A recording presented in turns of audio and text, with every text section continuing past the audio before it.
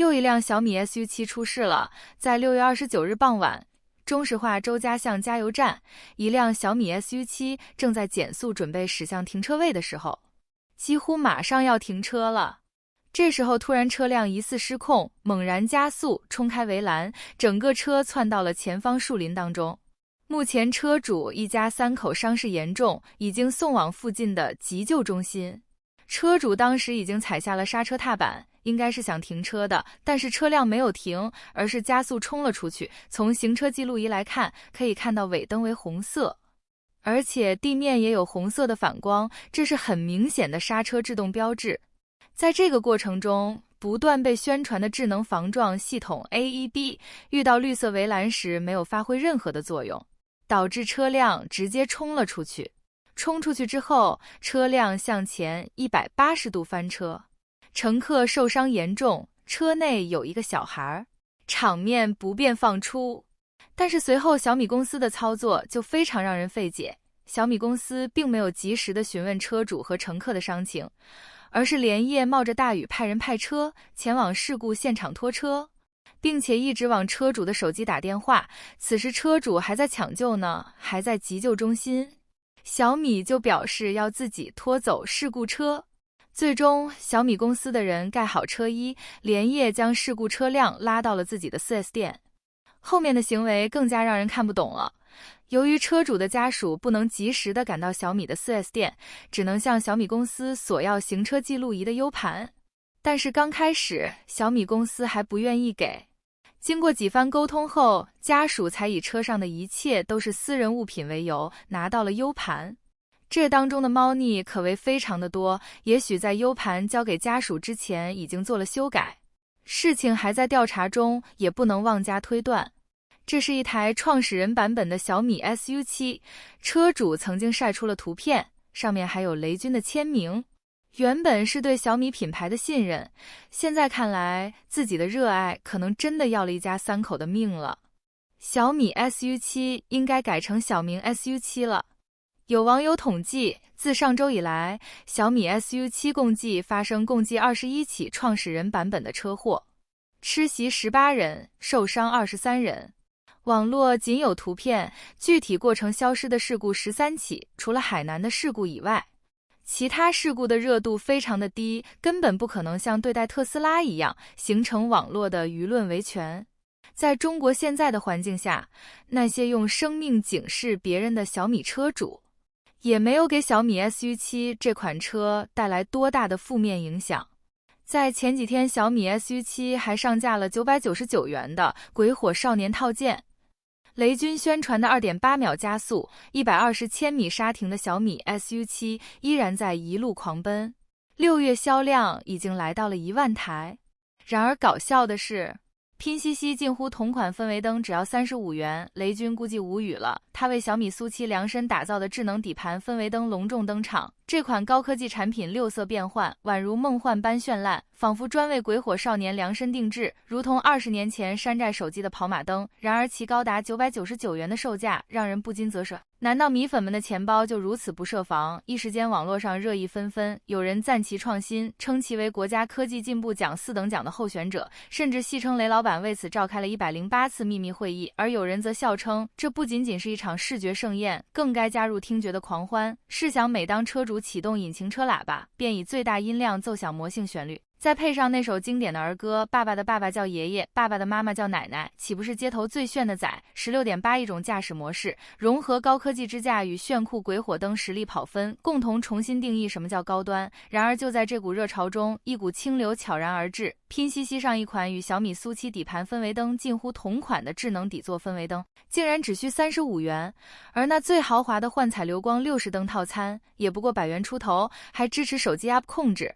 这一对比让人不禁感叹，这何止是几倍之差，简直是实打实的10倍。很诚实，网友们的调侃更是层出不穷。有人戏称华为搞支架，某米搞支架，华为搞投影大灯，某米搞车底跑马灯。华为搞幕布，某米搞遮羞布，言辞之间充满了对某米产品定位的质疑，甚至有网友担心会不会当场社死。更有一位既是宝马车主，又是小米苏7车主的网友站出来发声：雷总，我作为小米的忠实粉丝，同时也是一名宝马车主，对这款底盘氛围灯实在是无法接受，它太过花哨，与小米苏7的定位格格不入。如果是在提车之前看到这款产品，我宁愿多花5000元，也不愿让这样的配件玷污了我的爱车。这番言论无疑给这场讨论增添了几分火药味。小米苏7这款本应以稳重高雅示人的车型，在雷老板的奇思妙想下，似乎变得有些不伦不类。或许雷老板真的需要重新审视一下小米汽车的定位究竟在何方。在这种奇怪的宣传下，很多事情就变得非常的模糊，仿佛成了一种玩笑。就像我们频道前天说的小米 SU7前风挡镀银事件，小米公司依然没有任何的回应，只有在网络上被一些人拿来当成笑话听。让雷总承认错误好像还挺难的。哎，什么事呢？还不是那个前挡风玻璃3层镀银吗？要我说呀，于大嘴就不应该点拨他们，是吗？你让他们着急去呗，是吗？你看笑话就可以了，你为什么要点拨他们？哎，还有就是雷总啊，真的你有点草阿蛮的意思了。真的知错改错，但是不认错，这么大企业家，你当大家都是傻子吗？该不会还有兄弟不知道怎么回事吧？是这样的，小米苏7发布会，雷总其实是想凡尔赛一把，说，哎，你看我们前挡风玻璃都有3层镀银，意思说，你看我们成本高，工艺好，哎，替消费者考虑。结果万万没想到，于大嘴在接下来华为的发布会上，哎，就点到了这一点，说啊前挡风玻璃3层镀银啊，是会屏蔽信号，手机在车里的信号就会比较微弱，而且会影响导航的这个信号。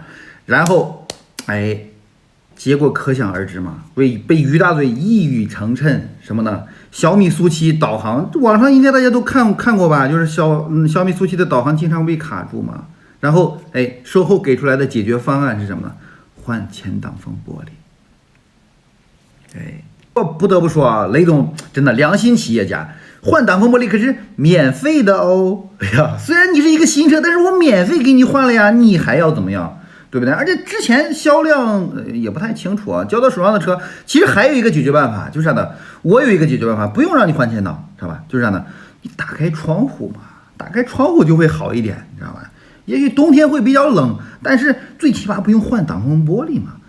你觉得我这个建议怎么样？那不把小姐姐冻坏了。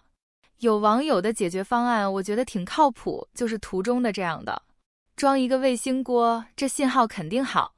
虽然现在规定是不能用，因为这个卫星锅不受限制，可以收到国外的各种信号，可以看国外五花八门的电视台。尽管如此，国家也没有规定车上不能用的，这样小米 SU7 也更加的丰富了。而且出了质量问题，不承认的还有比亚迪的方程豹。有比亚迪方程豹车主发帖表示，我花过200万，是先后买过5辆硬派越野车，同时拥有的有4辆，最后悔的就是买一辆国产的软派越野车。当你质量有问题，对吧？那你就大大方方的承认，明明啊是自己产品有缺陷，却说成了是给我们车主的福利。进店呢是可以享受这种免费的加强半轴服务，说的呀那叫一个清新脱俗。真是个人才！你说你的公告里啊，说了你的半轴呢是经历过60万公里的耐久性的一个测试啊，既然你没有坏，那你为什么要修理呢？逻辑上啊根本就说不通嘛。那么一台硬派越野车，你需要经历的很多场景的这种考验，但是你只经历过60万公里的一个耐久性测试，你也好意思说啊，对吧？那我有台牧马人，那台车可以说是硬派越野里边的一个标杆吧，但它呢基本上300万公里起步，而且美国车的这个权益啊是跟车走的，只认这个 VIN 这个车架号，如果说有召回，那全球范围内啊，不管你过几次户，你都可以享受这个召回的权利。那怎么我买了一个国产的软派越野车，你就只能要求我首任车主享受这个权益呢？你的这个行为啊，让我想到了三国时期的一个奸雄。这个人呢，何为人主啊？就是知错改错，不认错，万万不能认错呀。有时候比亚迪的很多操作也让人匪夷所思，就像上次的比亚迪宁波 4S 店自燃事件，经过多方努力，网上已经看不到更多消息。有比亚迪的粉丝就表示是假的，没有烧。这就有好心人亲自去现场查看，也看到了比亚迪更加让人惊讶的一面。这家 4S 店位于宁波市江北区华东汽车广场，这是一个汽车园区，里面有比亚迪、小鹏、吉利、领克等一众汽车品牌的 4S 店。一进门，在左手边的空地上有一个比亚迪临时搭建的海洋网的展台，也有几波客户正在看车。进门之后直行，走个1-20米之后左转，一直走到底，就是比亚迪和腾势的 4S 店，据说是两家店在一起。走到头就发现有路被2辆车堵住了，一辆是腾势，还有一辆是驱逐舰05，有工作人员都在车上值守。它背后左手边就是比亚迪腾势的 4S 店，能远远看去被一个绿色的建筑围网挡住了，具体里面在干什么看不清。我们现在掉头尝试从另一边看看能不能通过，结果发现另一边也是被一辆海豹挡住了去路，还有工作人员和保安在执勤，劝返想要靠近的车辆。同样，墙边也是被绿色的建筑围挡住了，到底在干什么也不清楚。销售人员说正在装修，暂停营业。经过这次实地探访，我也没看出个所以然。他们说是在装修，不管你们信不信，反正我信了。感觉也真是没有烧啊，我也信了。但是下面这个停车场的车烧了一大片，这个估计是真的吧？还有前几天这个运输车上的批量着火燃烧，事发在内蒙古，很少有媒体报道，还是2头同时烧的，估计是为了加快速度，让司机好提前下班。在中国不仅时不时看得到新能源电动车燃烧，还有2轮电动车燃烧。从视频可以看出，此处是广州的一处电动车集中充电点，现场浓烟滚滚，火光冲天，并且伴随着有爆炸声，感觉像是集中销毁不合格电动车一样。估计车主损失惨重，有购买凭证保险的会好点，要是没有，估计只能自己承担损失了。